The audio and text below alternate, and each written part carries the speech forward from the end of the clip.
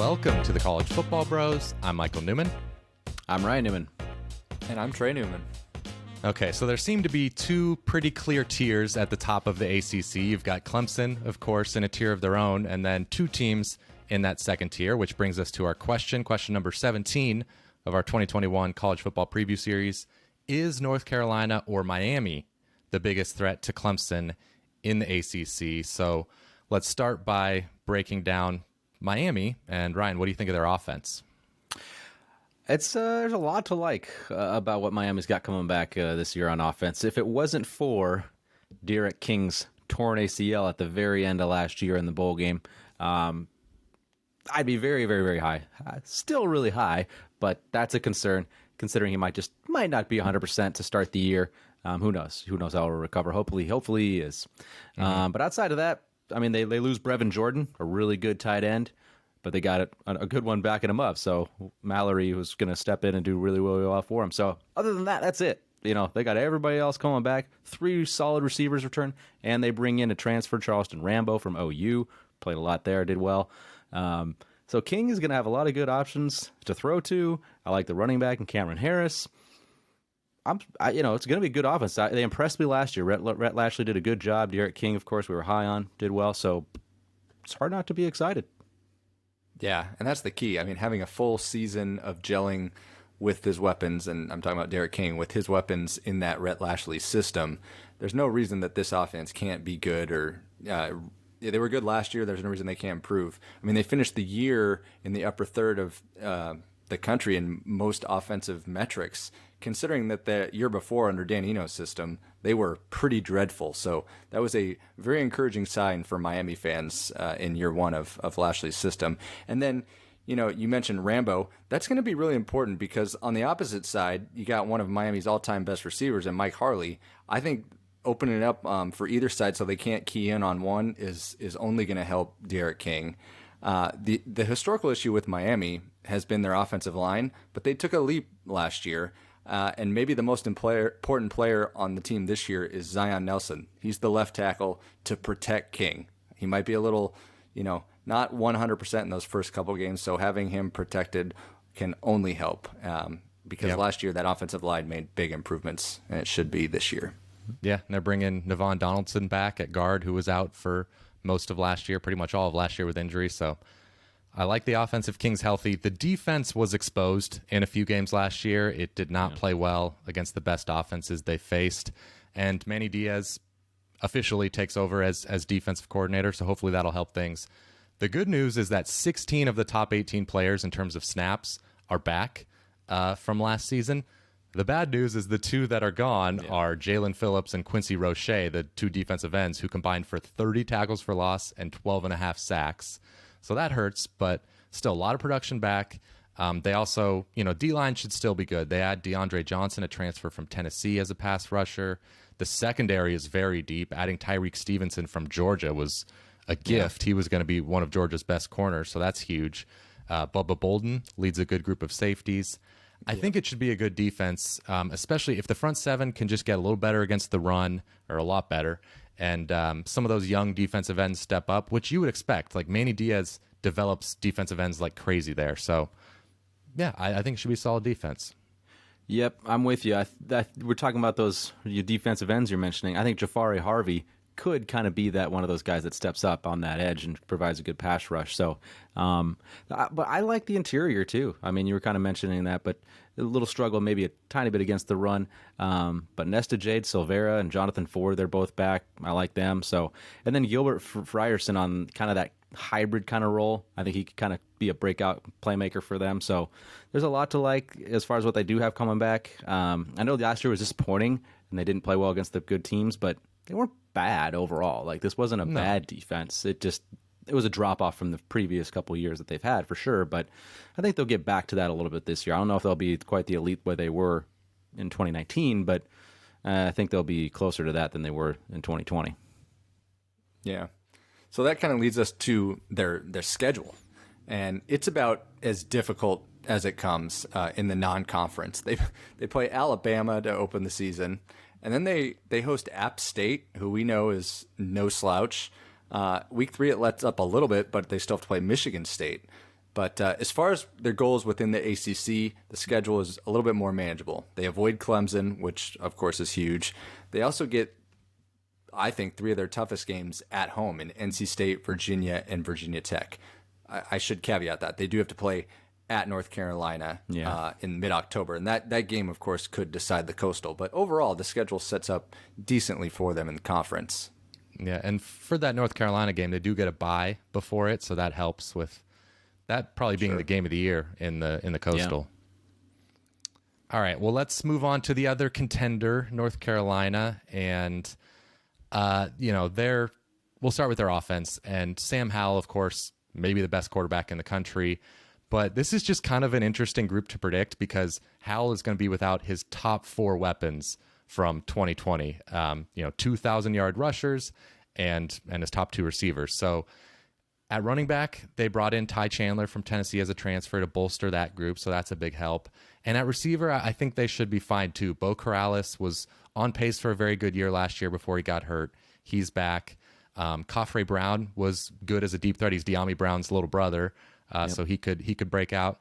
And the guy who I think is the biggest breakout candidate, Josh Downs, was a true freshman last year, top 100 recruit. And in the Orange Bowl, he put up, I think, 91 yards and 2 touchdowns, had a big game. So it's tough. I mean, those are some big weapons that they lost to the NFL, but you would think with Howell, they'll still be great. Yeah, because that's it. Because they return the entire offensive line, so the protection's going to be better. The ground game, while those running backs are good, they're going to have probably a little bit bigger holes with the combined experience that they have among the O-line. They have 112 starts coming back along that offense. That's an insanely high number. So the experience is there. I trust Sam Howell, and I think those wide receivers are going to be good. So I'm not worried about this offense whatsoever. I think it's going to be neck and neck, maybe a touch behind Clemson as far as top of offense in the conference. Yeah. All right. How about the defense, Trey? Yeah, and that offense that you guys just talked about, that has really helped mask the defense because defensive coordinator Jay Bateman, he really needs a big year because that offense might not be at the same heights it's been in the last couple seasons, and this defense hasn't been that great. They were 53rd in SP Plus defense last year. They lose a major impact player like Chaz Surratt.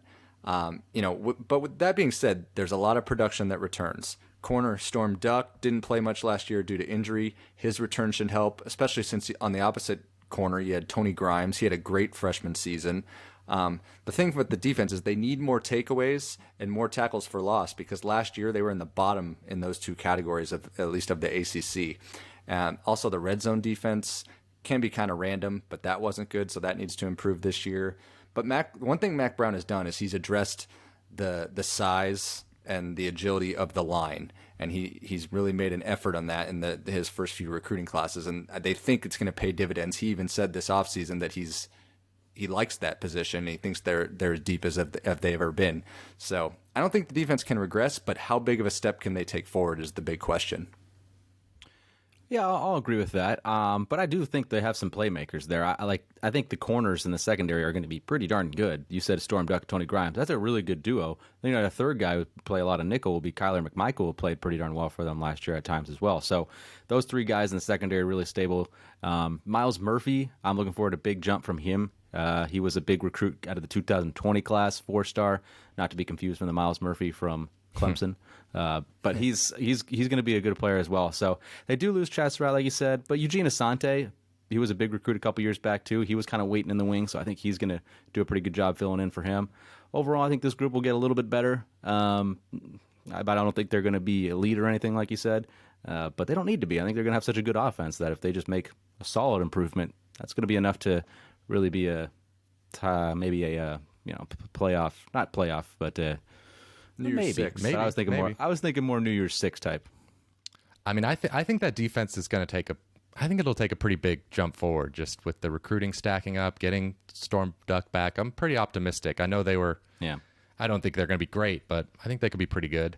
But let's get to the schedule, and it starts off with a tricky one at Virginia Tech, and Friday night. That's a Friday night game to start the season. So if they get by that, then they've got a great chance to start out 6-0 because the schedule lets up a little bit, and that'll lead them into their game against Miami, that game at home, which, of course we brought up, might decide the Coastal. They also avoid Clemson, just like Miami, so that's nice. They do have a couple of tricky non-conference games. They draw at Notre Dame, and they play against Wake Forest, which is odd that Wake Forest is a non-conference game. The second time they've done that recently? I don't know if it was the same two teams, but that happens sometimes in the ACC. Weird. Yeah. But, overall it's not an easy schedule, but it's manageable. I agree with that. Yep. All right. Are we ready to get to the final question then? Is North Carolina or Miami the biggest threat to Clemson in the ACC? What do you think, Ryan? Which one? I am going to go with North Carolina. Okay. Mainly because, both North Carolina and Miami are behind. Well, no doubt about it, Clemson. But I think North Carolina has the highest upside with Sam Howell. If those playmakers on the outside, running backs and wide receivers for Howell, step up and kind of at least don't have too huge of a drop-off, then it's going to be an elite offense, and Sam Howell can take them to heights that I don't know that Miami can reach. And the defenses, I think they're going to be pretty even. I got to be honest with you this year. I think Miami's is going to get better. They weren't too far different from each other last year. But I think North Carolina's actually might be a tiny bit even better this year. But I just trust Sam Howell more in that offense. I mean, if that's the case, if Carolina's defense is as good as Miami, that's a big check in North Carolina's favor. Yeah, I think it'll be pretty close. Yeah, I'm not going to call for it like that, but I will say I'm going to lean North Carolina, mainly because these two play in Chapel Hill. North Carolina just put up 62 on Miami last year when they played. But when I look at these two teams, I'm kind of deciding between, can Miami overcome the reshuffling of the defensive coaching staff and losing their pass rushers, versus can North Carolina's offense not regress much with the loss of their key wideouts and running backs? And the way I answer it is I think Miami's offense should be legit, but I just think offensive coordinator Phil Longo on North Carolina, I trust him to help overcome those losses in the personnel. And I just think that them combined with Sam Howell is the reason I'm taking them over Miami in this case. Yeah, that's fair. I mean, this was a very tough choice, and you brought up last year that obviously North Carolina was ahead of Miami when they played, very much ahead. I don't think realistically they were really that much better than Miami, but I think it's closer this year because Miami's number one in the ACC in returning production. But yeah, I just trust Sam Howell a little bit more. We know he's healthy, of course, whereas De'Aaron King, that's the thing too. Still a little bit of a question mark there. So, and I don't know. I have faith in Jay Bateman with another year with all this talent, the young talent getting older on the defensive line, Storm Duck back. So. Yeah, I'm pretty high in North Carolina. They won't get up as beat up in the non-conference as maybe Miami will, having to play a tough non-conference slate. Could be true. Yeah. All right. Well, thanks for checking out this episode of the College Football Bros. If you're a subscriber on YouTube, turn on notifications so that it'll let you know every time we post a new episode. And we will be back tomorrow talking about the dark horses in the ACC. So we'll talk to you then. You've been watching the College Football Bros. Be sure to subscribe here on YouTube and in your podcast app for college football content all year round. For bonus episodes and access to our Discord chat, join our Patreon at patreon.com/collegefootballbros. Thanks for watching.